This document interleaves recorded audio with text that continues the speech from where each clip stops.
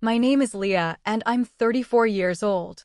I stared at my bank account, stomach sinking as I saw just $1 left after paying this month's bills.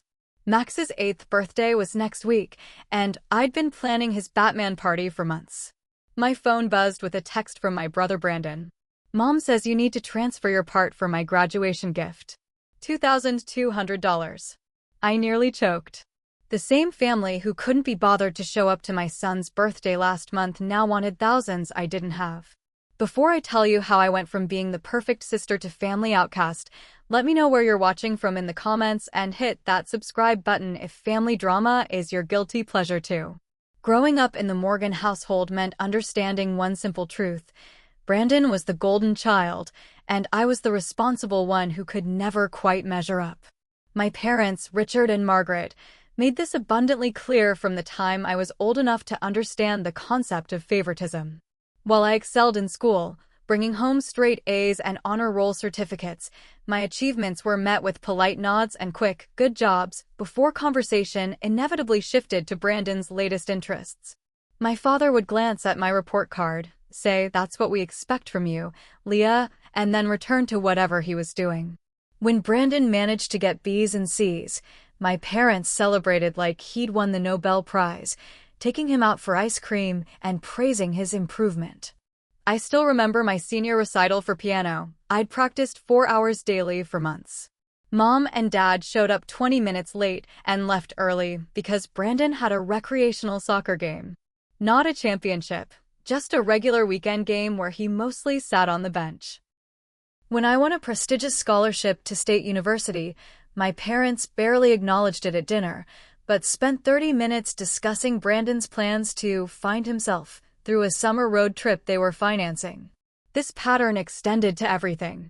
When I joined the debate team and advanced to nationals, my parents couldn't attend because it conflicted with Brandon's high school graduation party preparations, which lasted 2 weeks for some reason. My trophies were stored in my bedroom while Brandon's participation medals for sports he often quit mid-season were prominently displayed in the living room. By 18, I'd accepted my place in the family hierarchy. I left for college determined to build my own life based on merit rather than favoritism. That's where I met David in sophomore year English literature. He was charming, ambitious, and actually interested in what I had to say. We dated for 2 years before I got pregnant unexpectedly during senior year.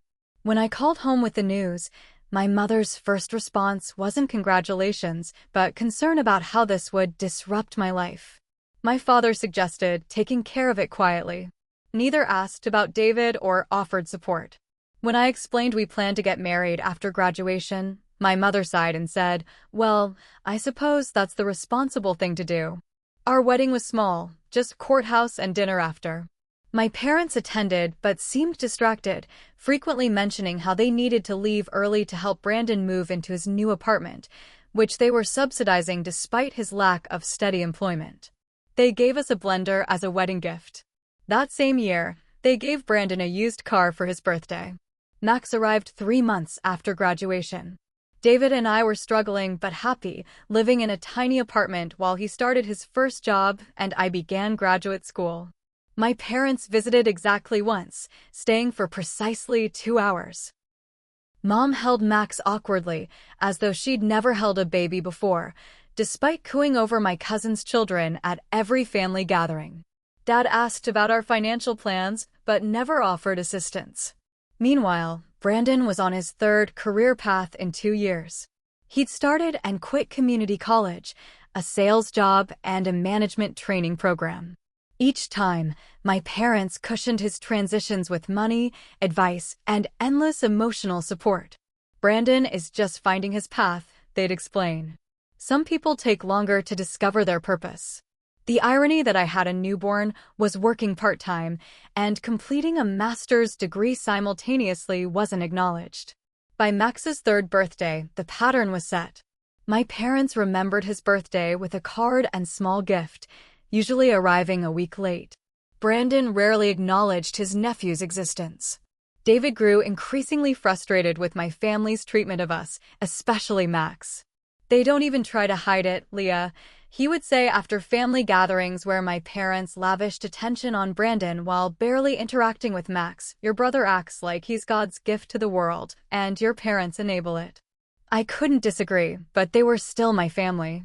I kept hoping things would improve, that my parents would eventually see the imbalance in their relationships with their children. Then, 2 years ago, David left. The pressures of our financial struggles, his demanding job, and what he called the constant disappointment of your family situation became too much. He moved across the country for a new position, promising to stay involved in Max's life from a distance. The child support checks come regularly, but Max's video calls with his dad have become increasingly infrequent. Since then, I've been working overtime as a school administrator to provide a stable home for Max. Every dollar is budgeted, every expense considered carefully. My parents offered sympathy when David left, but not assistance, despite knowing our financial situation. A month after our separation, they loaned Brandon $10,000 to start yet another business venture that failed within 6 months. The loan was apparently forgiven, it was never mentioned again. The most blatant display of this unequal treatment came last year at Brandon's 25th birthday. My parents rented a private room at an upscale restaurant, invited extended family and Brandon's friends, and presented him with a high-end laptop to support his creative endeavors. He had recently decided to become a screenwriter. My birthday the month before had been acknowledged with a text message and a card containing a $25 gift card to a chain restaurant. Max had carefully picked out a keychain for his uncle's birthday gift, which Brandon carelessly tossed aside without properly thanking him. Throughout it all, I kept trying to maintain a relationship with my family, not for me anymore, but for Max. Despite everything, I wanted him to know his grandparents and his uncle. I kept hoping they would eventually see what they were missing by not being truly present in his life. 6 weeks before Max's 8th birthday, he started his campaign for a Batman-themed celebration. Every morning over breakfast cereal, he'd mention a new idea for the party. His enthusiasm was infectious, his blue eyes wide with excitement as he described the games and decorations he envisioned. "And Grandma and Grandpa will come this time, right, Mom?" he asked one morning, spoon paused halfway to his mouth. "And Uncle Brandon too." My heart squeezed painfully. Last year, my parents had promised to attend his party, but called the morning of with a vague excuse about my father not feeling well. Later that week, I saw Facebook photos of them at a community theater production with Brandon. "I'll send them invitations early so they can plan for it," I promised, hating the flicker of doubt I saw in my son's eyes. At 6, Max had already learned to temper his expectations regarding my side of the family. Despite our tight budget, I was determined to make this birthday special. I picked up extra Saturday shifts at work for 3 consecutive weekends, using the additional income specifically for party expenses. We couldn't afford the Batman-themed party package at the local entertainment center that some of Max's classmates had for their birthdays, but I was confident I could create something magical at home. During my lunch breaks, I scoured discount stores for Batman decorations, gradually assembling a collection of black and yellow plates, napkins, streamers, and a piñata. I found a cake pan in the shape of the Batman logo at a thrift store and spent evenings on YouTube learning cake decorating techniques. Max helped me create handmade invitations, carefully writing each classmate's name in his best printing. "This one's for Grandma and Grandpa," he said, taking extra time to draw little hearts around their names. "And this special one is for Uncle Brandon." He'd added extra Batman stickers to Brandon's invitation. I mailed the family invitations 6 weeks in advance, texting my mother to let her know they were coming. "Great," was her one-word response. I called 2 weeks later to confirm they'd received the invitations. "Yes, we got it," my mother said, sounding distracted. "We'll have to see how things go. Your father has been very busy at work, and Brandon might have an interview that weekend." "Mom, it's still a month away. Could you please try to keep that Saturday open? It means a lot to Max." "We'll do our best, Leah, but you know how these things go. We can't always drop everything for a child's birthday party. Max will have many birthdays." I bit back the retort that they never seemed to have trouble dropping everything for Brandon's various events. 3 weeks before the party, I called again. My father answered this time. Dad, I'm just calling to see if you, Mom, and Brandon can make it to Max's party on the 15th. The 15th. He sounded genuinely confused. Max's birthday party. I sent invitations over a month ago, and Mom said you received them. Oh, right. Well, I'm not sure what we have going on then. Let me check with your mother. I never received a confirmation. My texts asking for RSVPs were met with vague, "we'll try," and "we'll see" responses. Still, I pressed forward with planning, hoping they would make an appearance. The week of the party, I baked the cake over 2 evenings after Max went to bed. I'd never attempted anything so elaborate, and my first try at the Batman logo looked more like an amorphous black blob. My second attempt was more successful, and I carefully stored the cake in the refrigerator under a makeshift dome fashioned from a mixing bowl. Max helped me hang streamers and Batman cutouts around our apartment living room the night before his party. As he taped the last decoration to the wall, he turned to me with a serious expression. "Mom, do you think Grandma and Grandpa and Uncle Brandon will really come tomorrow?" I hesitated, not wanting to lie but also not wanting to disappoint him. "I hope so, buddy. I invited them a long time ago so they could plan for it." He nodded solemnly. "I want them to see my Batman costume." And I saved the biggest piece of cake for Grandpa because he said he likes chocolate best. I hugged him tightly, wishing I could protect him from the disappointment I feared was coming. That night, I sent one final text to my family group chat. "Max is so excited about his party tomorrow at 2 p.m. He really hopes to see you all there." No one responded. In sharp contrast to my family's indifference, my preparations had been meticulous. I'd scraped together enough money for small Batman-themed gift bags for Max's friends. I'd planned games like Pin the Symbol on Batman and a superhero obstacle course in the small community garden behind our apartment building. I'd even splurged on a small Batman action figure for each child attending. The night before the party, Max was too excited to sleep. "Tomorrow's going to be the best day ever," he whispered as I tucked him in. His certainty made my chest ache. The morning of Max's birthday dawned bright and clear, perfect weather for the outdoor portion of our celebration. Max bounced out of bed at 6:30, already asking if it was time for his party. "Not for another 7.5 hours, birthday boy," I laughed, tousling his hair. "How about birthday pancakes for breakfast?" By noon, our small apartment had transformed into Gotham City. Black and yellow streamers crisscrossed the ceiling. The Batman cake stood proudly on the kitchen counter. Gift bags lined the entry table, and the refrigerator was stocked with juice boxes and snacks. Max insisted on putting on his Batman costume a full hour before guests were scheduled to arrive. He looked adorable, the costume slightly too big, but his face shining with pride beneath the mask. "Do I look like a real Batman, Mom?" he asked, striking a heroic pose. "The best Batman I've ever seen," I assured him, snapping a photo on my phone. At 1:30, he took up his post by the window, watching for the first arrivals. My stomach knotted with anxiety as I finished setting up the food table. I hadn't heard from my parents or Brandon all day, not even a birthday text message for Max. Nathan, Max's best friend, arrived first with his mom Rachel at precisely 2 o'clock. Max greeted them excitedly but then returned to his window vigil.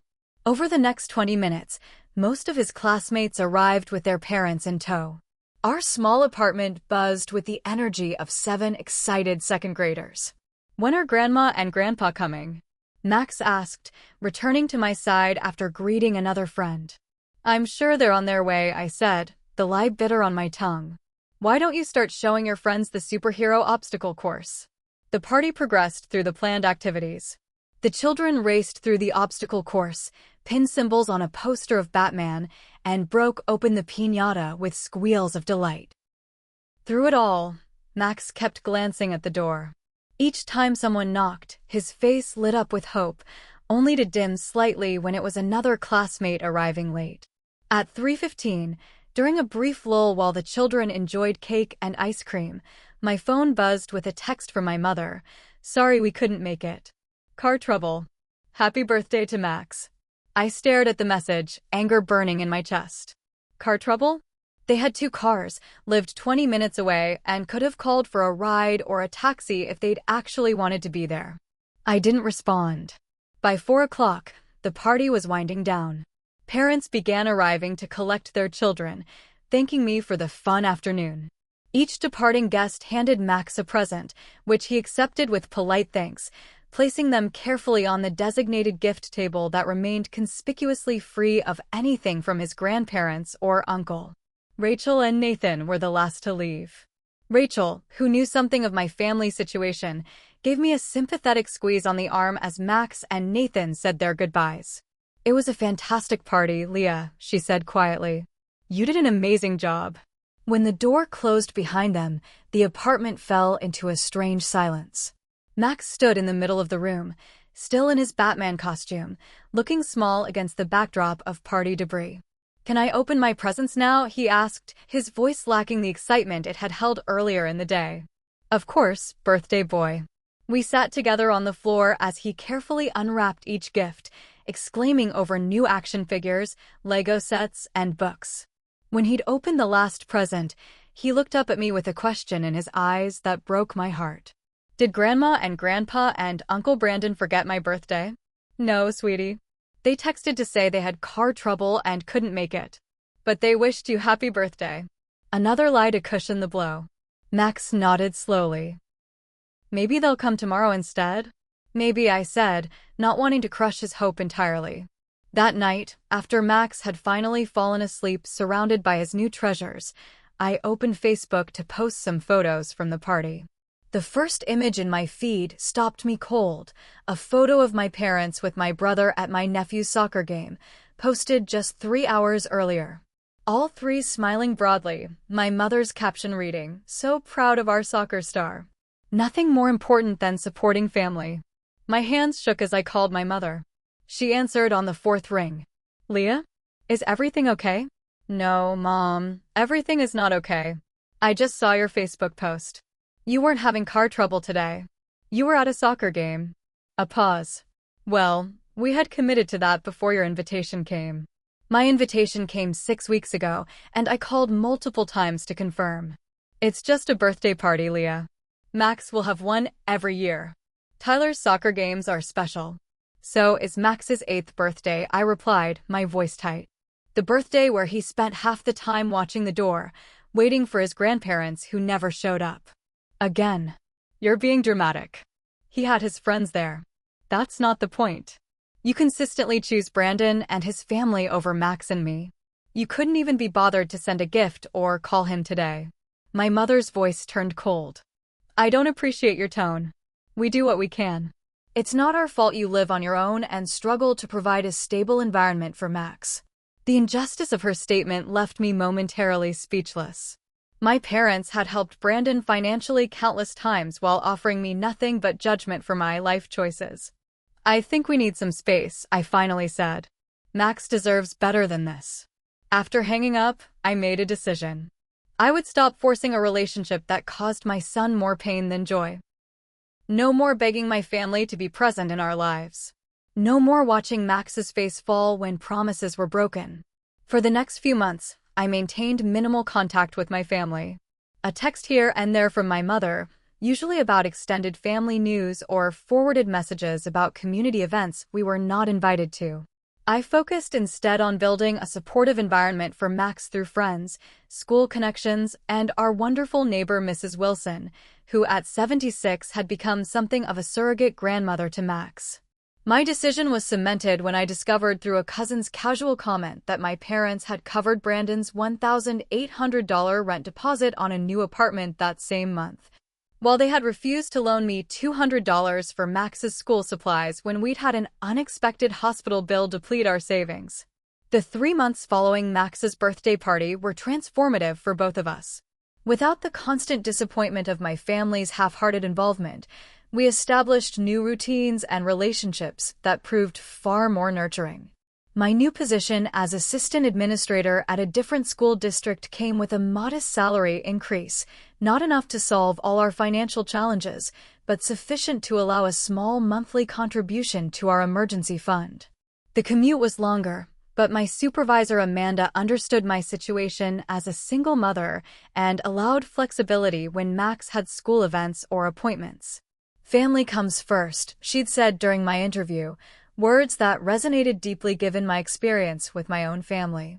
Max and Nathan's friendship blossomed into regular playdates, with Rachel and I taking turns hosting the boys. Those afternoons of superhero battles and Lego construction filled our apartment with the laughter and energy that extended family should have provided.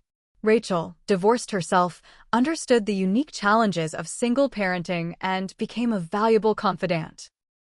"You're doing everything right," she assured me one evening as we shared a bottle of inexpensive wine after the boys had fallen asleep during a movie night. Setting boundaries with toxic family members is hard, but necessary.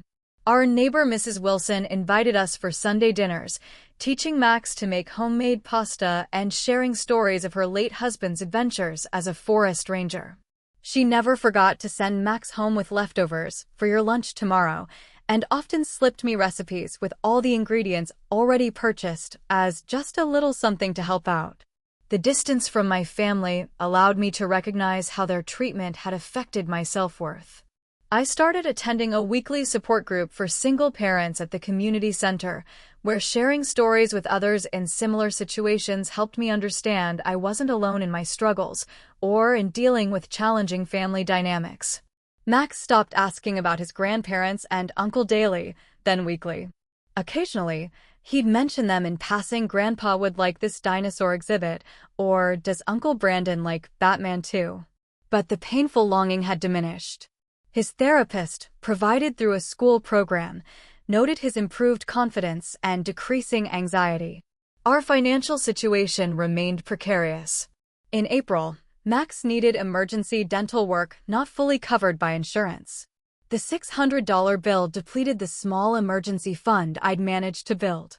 I picked up tutoring sessions on weekend mornings while Max attended a free art program at the community center, carefully allocating every dollar toward rebuilding our safety net. My mother texted occasionally with impersonal messages. "Cousin Jennifer had her baby," or "Church is collecting winter coats if Max needs one." I responded politely but briefly, maintaining the boundary I'd established. She never asked directly about our well-being or finances, though she surely knew we struggled. My father didn't contact me at all. Brandon remained completely absent from our lives, not even sending Max a text message for Christmas. Through social media, I glimpsed his life continuing as always, parents funding his newest venture, photography this time, weekend trips, restaurants I couldn't afford even on special occasions. My parents commented enthusiastically on all his posts, "So proud of our talented son," and "Living your best life." The contrast between their investment in Brandon's life and their indifference to ours was thrown into sharp relief when my mother sent a birthday card to Max with a $25 gift card, the same amount as the previous year, despite inflation. 2 weeks after posting photos of the Caribbean cruise they had gifted Brandon for Christmas, because he works so hard and deserves a break. I deleted the Facebook app from my phone after that, finding the glimpses into their preferential treatment too painful to witness regularly. By May, 6 months after the birthday party incident, we had established a new normal. Max had been selected for the school's advanced learning program. Mrs. Wilson attended his school play, sitting beside me and applauding enthusiastically as Max delivered his 3 lines flawlessly. Rachel and I established a summer childcare swap to reduce costs during school break. My therapist noted that I'd stopped prefacing opinions with "I might be wrong, but..." We weren't financially secure, but we were emotionally healthier.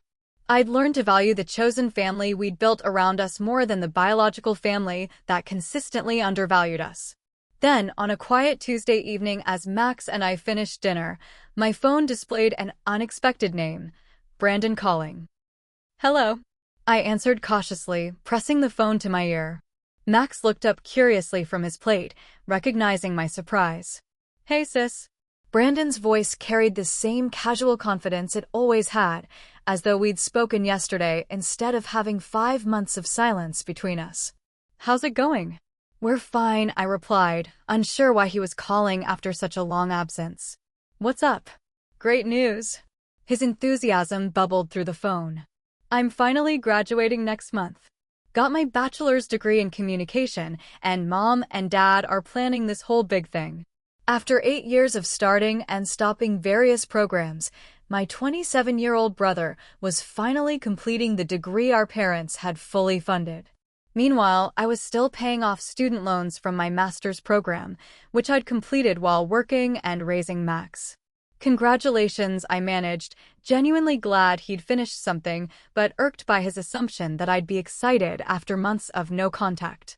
That's a big accomplishment, right? So anyway, the ceremony is June 15th, and then we're having this major celebration at Morton's Steakhouse afterward. About 40 people, very exclusive. Mom said to make sure you know about it since you don't check Facebook much anymore. Not once did he ask about Max or acknowledge his absence from his nephew's life. Not one question about how we were doing. Just details about his celebration and the expectation of my participation. I'll check my calendar, I said non-committally. Great. Oh, and Mom said she'd be sending you all the details about the group gift we're doing. Gotta run, meeting some friends for drinks. Later. He hung up before I could respond. I sat staring at my phone, a familiar knot forming in my stomach.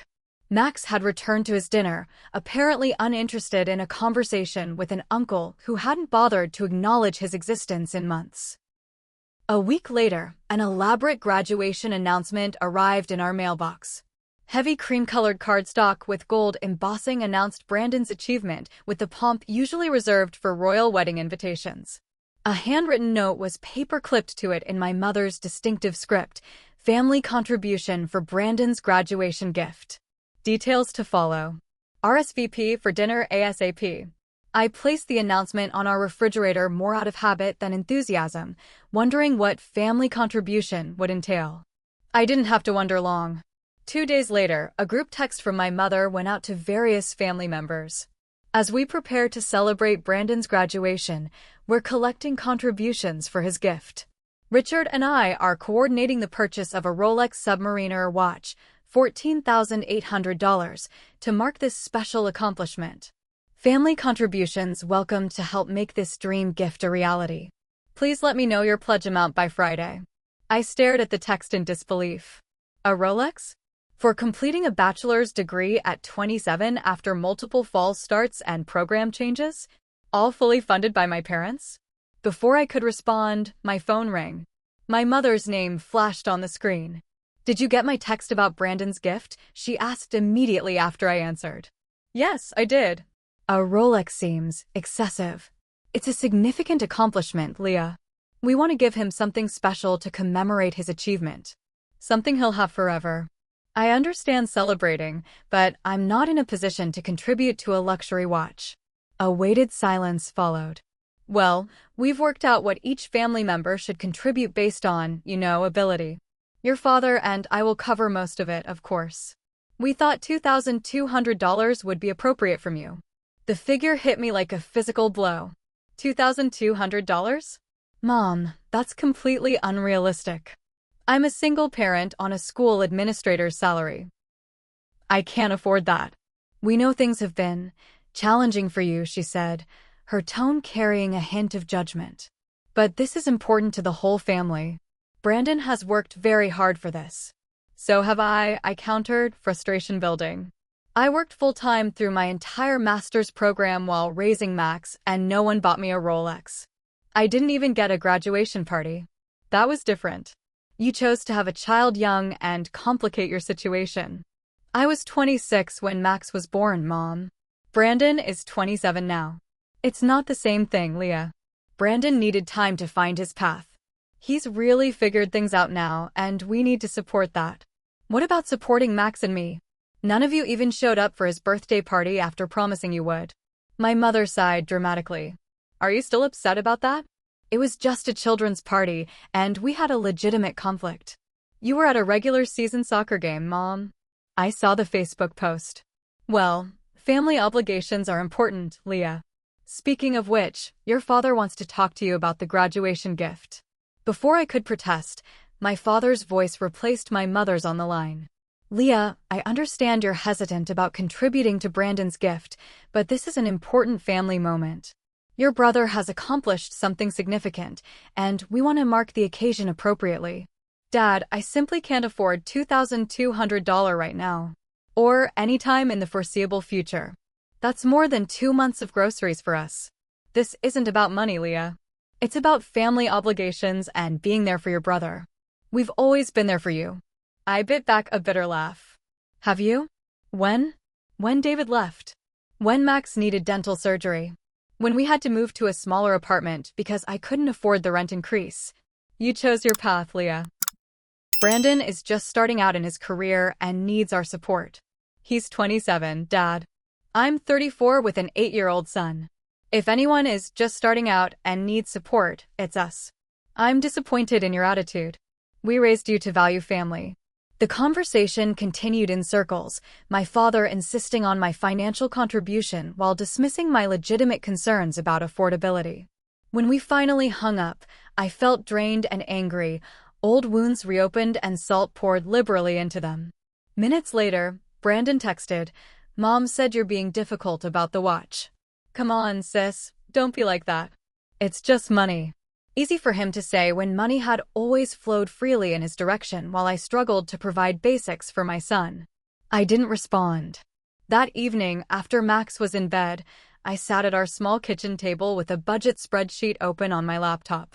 No matter how I manipulated the numbers, there was no way to extract $2,200 without sacrificing essentials. That amount represented 4 months of Max's after-school program, which I relied on to be able to work full-time.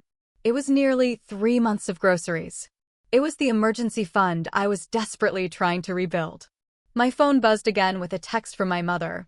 "Your father and I are very disappointed in your reluctance to participate in this family gesture. Brandon has always been supportive of you." I closed my eyes, memories flooding back of every time Brandon had actively undermined or ignored me and Max. The time he forgot to give Max the birthday present we'd left with him to deliver because he wasn't going that direction after all.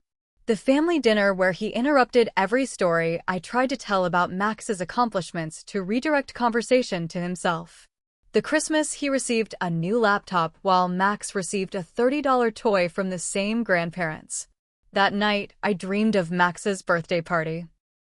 His little face watching the door, hope fading with each passing hour as his grandparents and uncle never arrived. I woke up with a clarity I hadn't felt in years. The morning after my conversation with my parents, I met Rachel for coffee before work. Her practical perspective had become invaluable over the months of our friendship.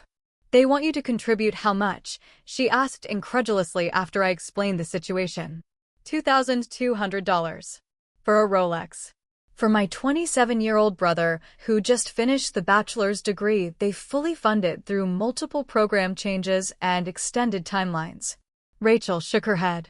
"And what would happen if you just didn't?" World War III, probably.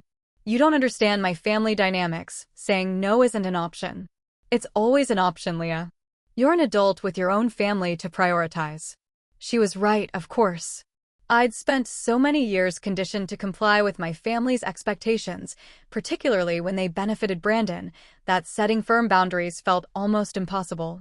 But as I drove to work afterward, I mentally calculated what $2,200 meant in practical terms for Max and me.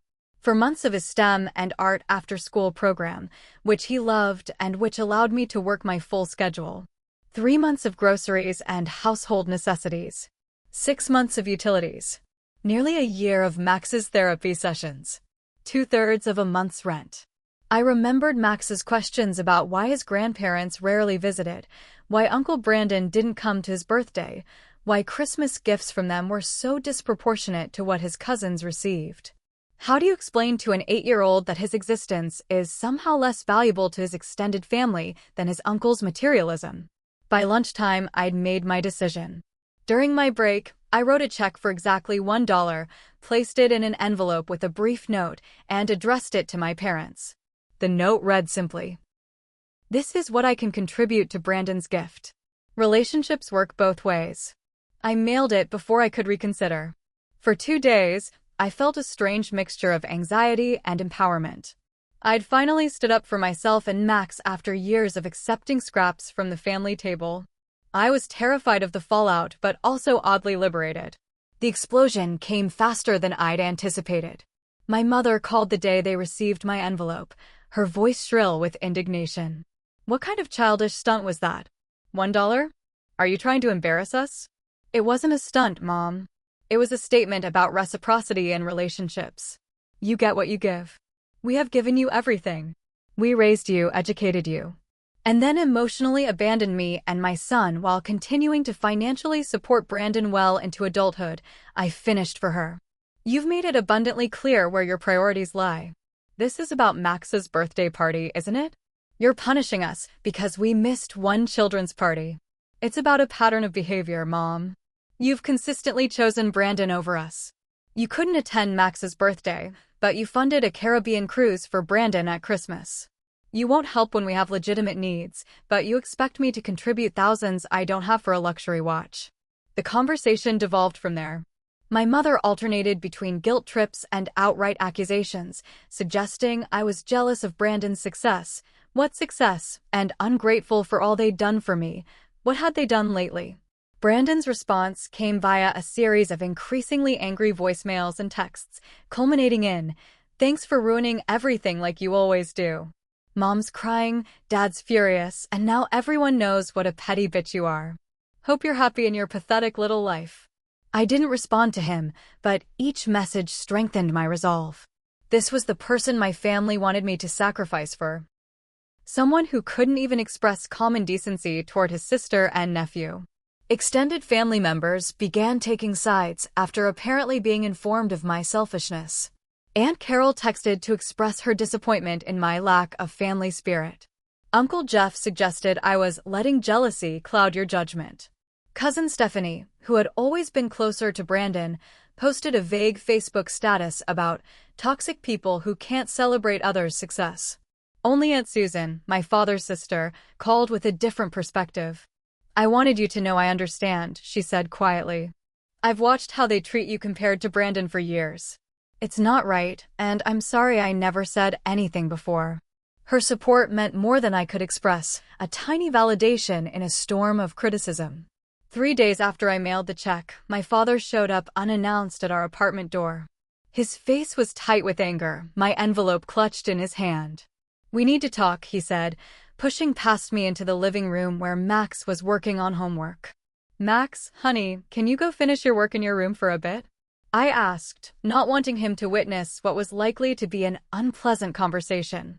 Max gathered his papers, giving my father a hesitant, "Hi, Grandpa," before disappearing down the hall. My father barely acknowledged him. Once Max's door closed, my father thrust the envelope toward me. "What is this supposed to mean?" "I think the note was clear," I replied, working to keep my voice steady. "I can't and won't contribute $2,200 to a luxury watch for Brandon when that money represents essential expenses for Max and me. This isn't about money. It's about your attitude.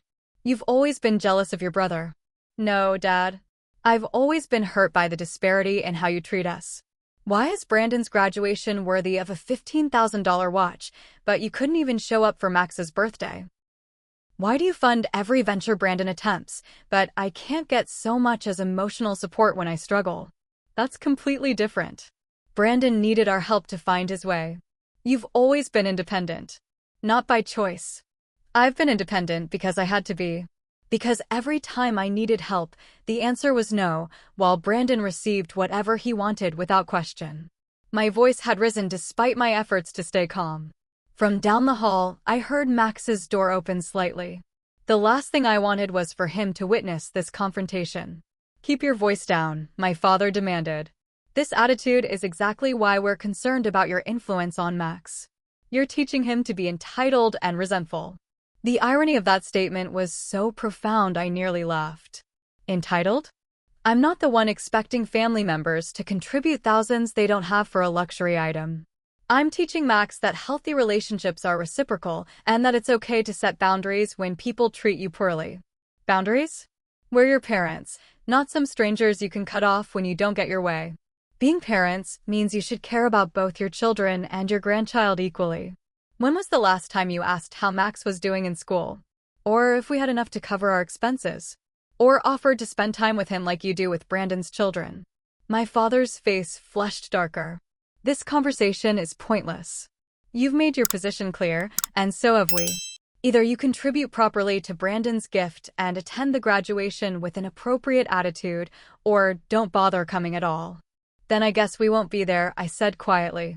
If that's your choice, then you should know there will be consequences for this level of disrespect. Don't expect us to make exceptions for you in the future when you need something. You've never made exceptions for me in the past, Dad. Why would I expect that to change now? After he left, slamming the door behind him, I found Max sitting on his bed, eyes wide with worry. Is Grandpa mad at us? He asked in a small voice. I sat beside him, pulling him into a hug. Grandpa is upset right now, but it's not about you. It's about grown-up stuff. I heard him yelling. He said, we're not going to Uncle Brandon's party. That's right. We're going to do something special just for us that day instead. Max was quiet for a moment. Is it because they didn't come to my birthday? His perception startled me. Partly. It's complicated, buddy. But what I want you to understand is that sometimes, even with family, we have to stand up for ourselves when people don't treat us right. It doesn't mean we don't love them, but it means we deserve respect too. He nodded against my shoulder. Like when Nathan was mean to me at school, and you said I didn't have to keep playing with him if he wouldn't stop. Exactly like that. I pressed a kiss to his forehead, marveling at his ability to grasp complex emotional dynamics at 8 years old. We can love people, but still have boundaries. That night, I received a lengthy email from my father reiterating his ultimatum and expressing his profound disappointment in my selfish behavior. I filed it away without responding, focusing instead on researching local museums for a special outing with Max on graduation day. On the morning of Brandon's graduation, Max and I dressed in casual clothes for our day at the Natural History Museum. As I packed our lunch to save money on overpriced museum cafe food, I acknowledged the mix of emotions swirling through me, regret that it had come to this, relief at not having to perform familial harmony at the ceremony, and lingering sadness that relationships, which should have been supportive, had become so toxic. Are you excited about seeing the dinosaur bones? I asked Max, who was carefully filling his water bottle at the sink. Yeah, and the gems exhibit too. Rachel said there's a rock that glows in the dark. His enthusiasm was contagious, his excitement undiminished by the knowledge that we were missing a family event. In fact, he seemed more animated about our museum adventure than he had about any recent family gathering. We spent a wonderful day exploring exhibits, participating in a hands-on archaeology workshop, and picnicking in the museum's courtyard garden. Max's face lit up at each new discovery, his natural curiosity bringing life to the static displays. Not once did he mention his uncle's graduation or express regret about missing it. That evening, after Max was asleep, I reluctantly checked social media. As expected, my feed was flooded with graduation photos. My mother had posted an album titled Our Graduate, with dozens of images from the ceremony and restaurant celebration afterward. Brandon, in cap and gown, beamed in photos with my parents. Extended family gathered around tables at Morton's Steakhouse, raising glasses and toast. Close-up shots displayed the Rolex gleaming on Brandon's wrist, my mother's caption reading, "A timeless gift for a timeless achievement." So proud of our son. Comments from family and friends overflowed with congratulations. Several relatives who knew about our situation had added pointed remarks. The whole family is so proud, and nothing more important than supporting family achievements.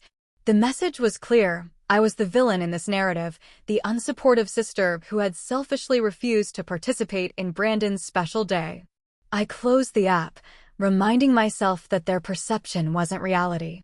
The photos didn't show the years of imbalanced treatment. They didn't reveal how my parents had funded Brandon's multiple failed attempts at education while I worked my way through graduate school as a new mother. They didn't display the birthday parties, school events, and holidays where Max had waited in vain for grandparents who never appeared.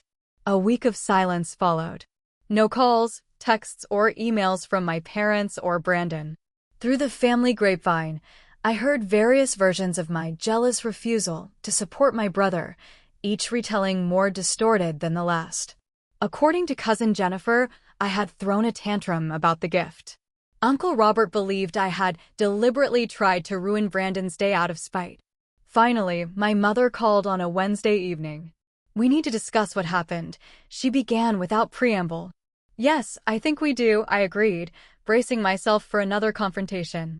To my surprise, her tone wasn't immediately accusatory. "The family is very upset about your absence at Brandon's graduation and your gesture with the check. I'm sure they are, given the version of events they've heard." "What is that supposed to mean?"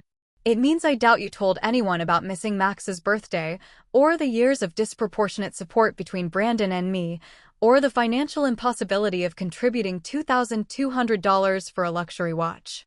A heavy sigh. "Leah, I don't understand why you've become so bitter. We've always treated you and Brandon equally." "Mom, that's simply not true, and I think on some level you know that." The conversation continued in circles, my mother unable or unwilling to acknowledge the decades-long pattern of favoritism. She offered no apology for missing Max's birthday or for the unreasonable expectation of a financial contribution we couldn't afford. Instead, she suggested we move past this unpleasantness for the sake of family harmony. Moving past it would require acknowledging it happened, I pointed out, and making changes going forward. We ended the call with nothing resolved, but at least without additional damage. It was the closest thing to progress we'd achieved in months. Brandon maintained his silence toward me, though he occasionally posted passive-aggressive social media comments clearly aimed in my direction. Some people just can't handle others' success, and family means supporting each other, not just when it's convenient. I refused to engage, focusing instead on my increasingly positive life with Max. Most extended family members took my parents' side, continuing to view me as the problematic element in an otherwise harmonious family. I received fewer invitations to family gatherings, which was honestly more relief than punishment. The surprising exception was Aunt Susan, who began calling regularly to check on us and even visited for lunch one Saturday. She brought Max a science kit and spent hours helping him conduct the experiments. "Your parents mean well," she told me privately as Max tested the pH of various household liquids, "but they've always had a blind spot when it comes to balancing attention between you and Brandon." My sister-in-law was the same with her children. One could do no wrong, while the other could never quite measure up. Her understanding was balm to old wounds. I've tried for years to believe it was unintentional, but the pattern is too consistent. "It is," she agreed sadly. "And I'm sorry I didn't speak up sooner." When you're not directly involved, it's easier to dismiss these things as normal family dynamics. 2 weeks after our museum day, I received a formal letter from my father. The business envelope contained a single sheet of expensive stationery with a brief message. "Your recent behavior has been disrespectful and hurtful to this family. Until you recognize your error and offer a sincere apology to Brandon and your mother, we think it best to limit our interaction.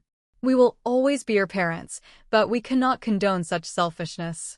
Rather than crushing me as it might have months earlier, the letter clarified my path forward. I crafted a careful response. "Dad, I'm saddened by how things have developed, but I stand by my boundaries. I cannot afford, financially or emotionally, to continue in relationships where Max and I are consistently undervalued. I hope someday you'll recognize that family obligations work in all directions, not just from me toward Brandon. Until then, I respect your decision to create distance. My door remains open if you ever wish to build a more balanced relationship." I didn't expect a response, and none came. The silence extended through summer and into fall, with only occasional updates about my parents and Brandon from Aunt Susan's periodic calls. 6 months after the graduation debacle, life had settled into a new normal that felt healthier than anything we'd known before. My promotion to senior administrator came with a welcome salary increase, allowing a small monthly contribution to Max's college fund alongside our emergency savings. Max had been selected for the gifted program at school and joined a weekend science club that nurtured his growing interest in robotics. Our circle of supportive friends expanded naturally. Rachel introduced us to other single-parent families in similar situations, creating a network of people who understood our challenges and celebrated our victories without judgment. Sunday dinners with Mrs. Wilson became a cherished tradition, her wisdom and unconditional affection filling some of the grandparent-shaped hole in Max's life. I maintained minimal, superficial contact with my parents, holiday cards, brief texts on birthdays, occasional updates about Max's achievements. These communications were acknowledged but rarely expanded upon. Brandon remained completely silent, though Aunt Susan reported he had started yet another new career path, this time in real estate, with predictable financial backing from my parents. The change in family dynamics became most evident at Thanksgiving. After years of obligatory attendance at my parents' formal dinner, we accepted an invitation to a potluck at Rachel's house instead. The gathering of assorted friends, neighbors, and family by choice created a warm, joyful atmosphere entirely unlike the tense, performance-like quality of my parents' events. Max played board games with other children while adults shared dishes and stories without competition or judgment.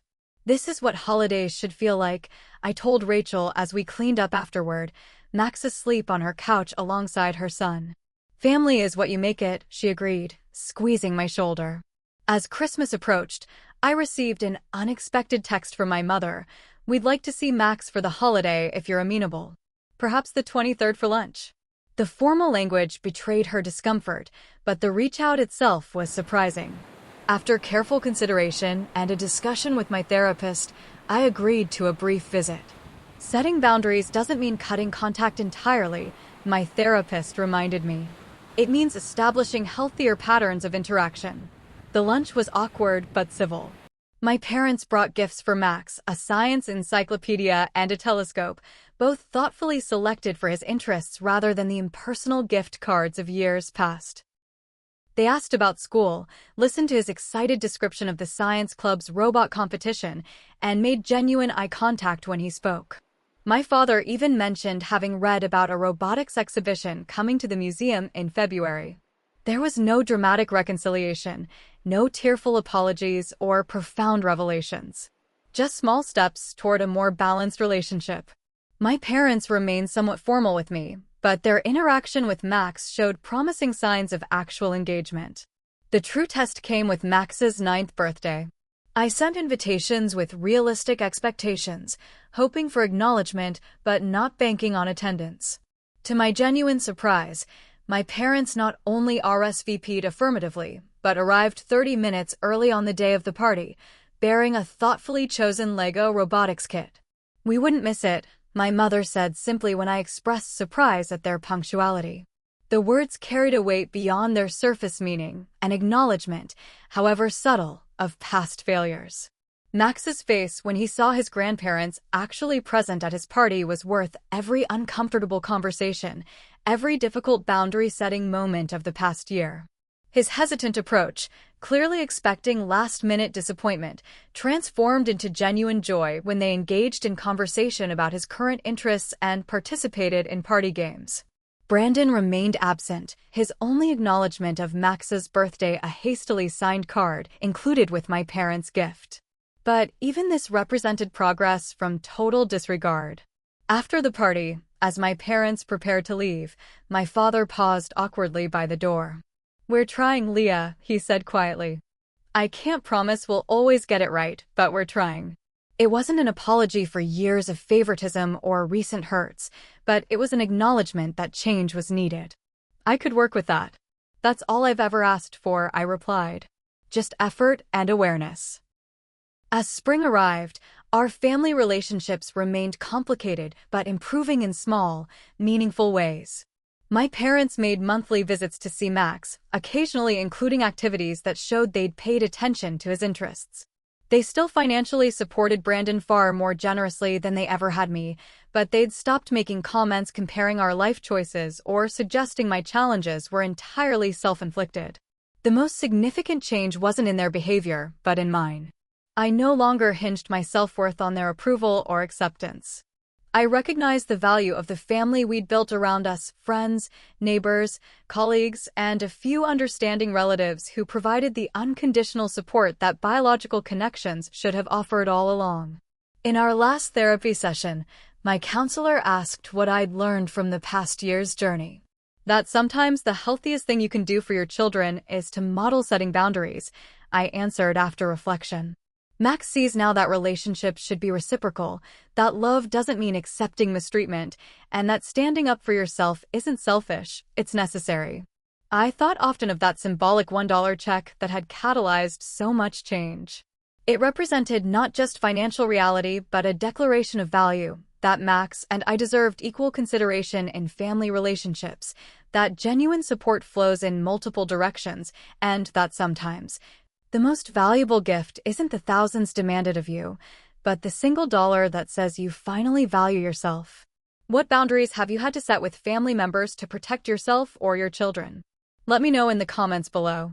And if this story resonated with you, please hit that subscribe button and share with someone who might need to hear they're not alone in navigating complicated family dynamics. Thank you for listening to my story. Sending love and strength to anyone facing similar challenges in their family relationships.